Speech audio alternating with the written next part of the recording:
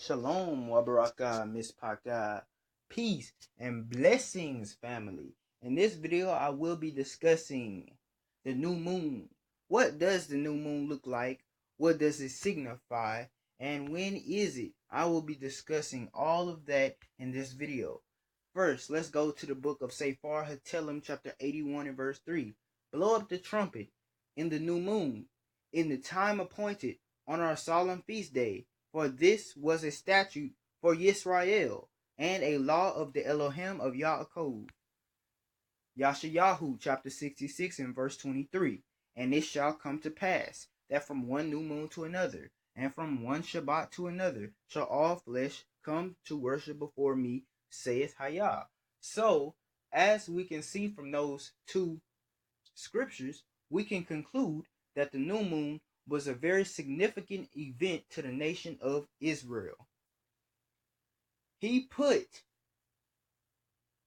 Sabbath and new moon in the same verse, on the same level. Now we know that the Sabbath is a very important event, is a very important holy day. So before we can understand the concept of the new moon, we must first understand the concept of the word month. Now, if we were to study, we would see that the word month literally means moon, and it comes from the word moon. The word month and the word moon mean the same thing. Now, the beginning of the month can be calculated by the beginning of the lunar cycle. So the first lunar phase is the beginning of the month. And what we're trying to determine here is what phase is the beginning of the lunar phase, because that is the beginning of the month. We must also understand what the word new means, because if you don't understand what the word new means, then you will never understand what the new moon is.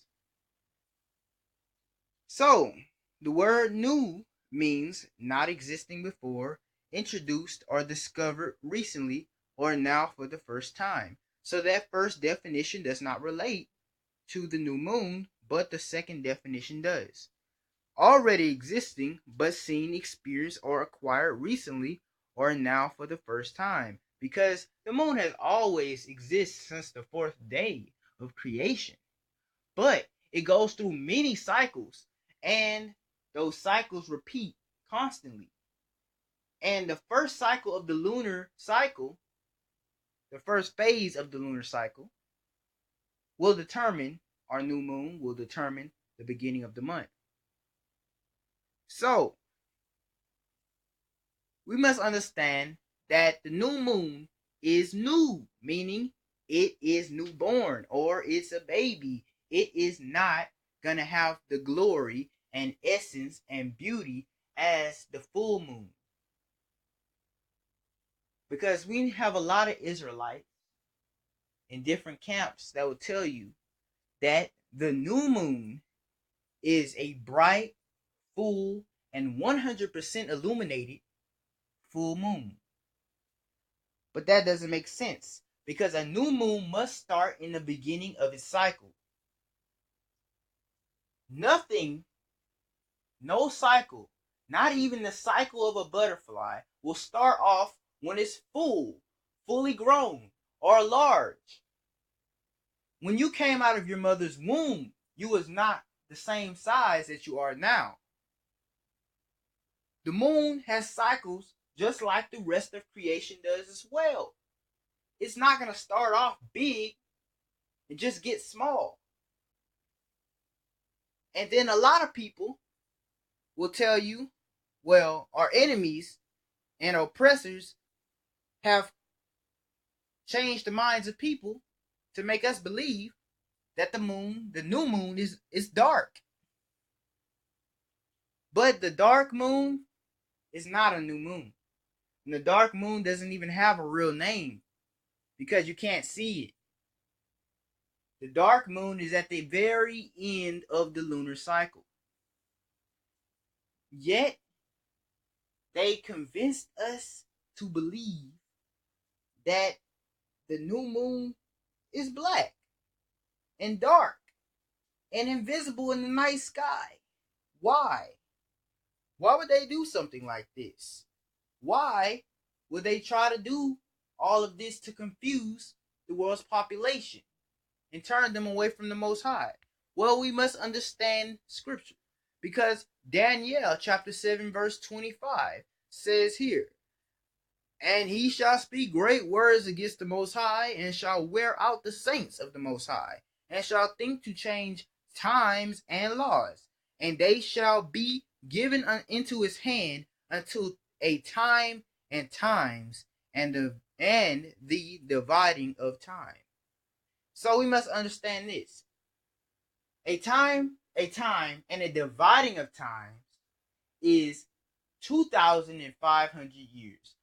From around now, going back 2,500 years, you will see the beginning of the Greek expansion. I'm not talking about the black Greeks that outdated the white Greeks. I'm talking about the white Greeks along with Alexander the Great, who conquered many nations and rained terror upon them.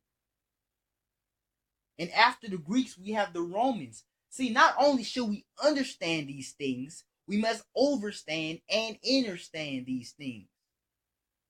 Because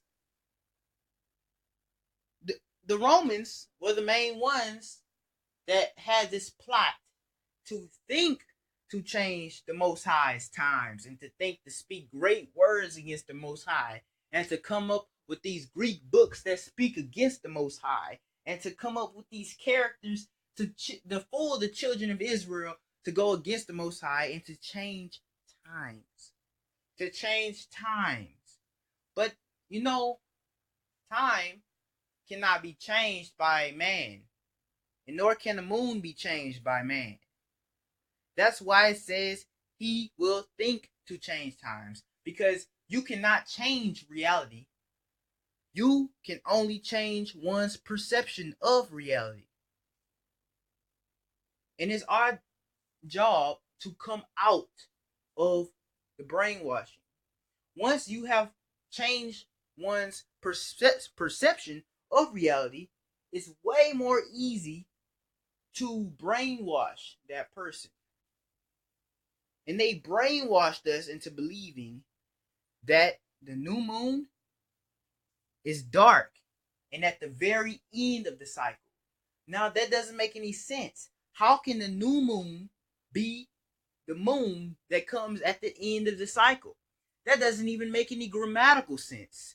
And in fact, that is a oxymoron, because it contradicts itself within the sentence. A new moon starts in the end of the cycle? That doesn't make sense. We must understand that the cycle looks like this. At the top left is our true new moon. Ladies and gentlemen, I know you've been waiting.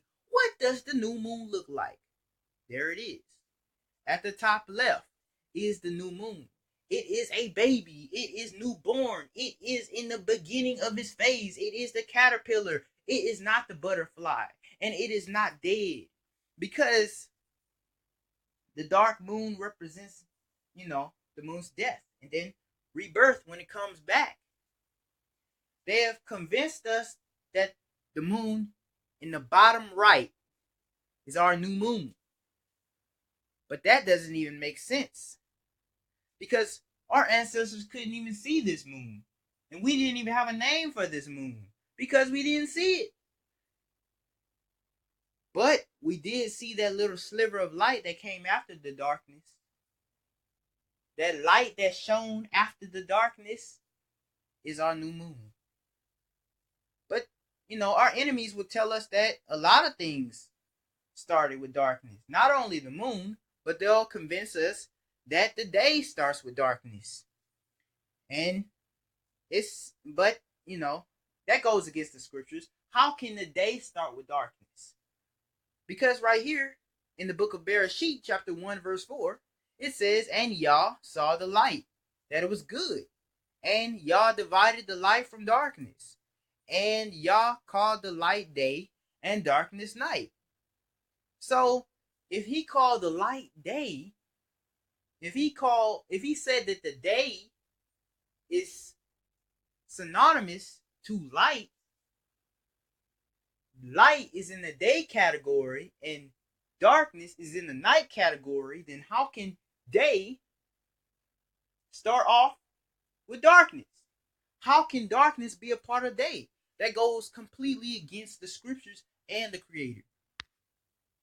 Ladies and gentlemen, behold, I present to you the Creator's true new moon. This has been some hidden information. I don't understand how it's so hidden that we've been convinced that the end of the lunar cycle is the new moon. But I'm here to tell you, you don't have to believe me if you don't want to. But I'm here to tell you that the beginning of the lunar cycle is new moon. Of course, beginning, new, those words go together, don't they? Let me tell you why a full moon cannot be the new moon. Let's go here. Look at this. The full moon is in the middle of the cycle. So how is that new if it's in the middle of the cycle? When a woman gives birth to a child, does she give birth to a 40-year-old man, or does she give birth to a small, new baby boy? We must think and use our brains. So right here is another picture of the new moon. That sliver of light that comes after darkness is our new moon.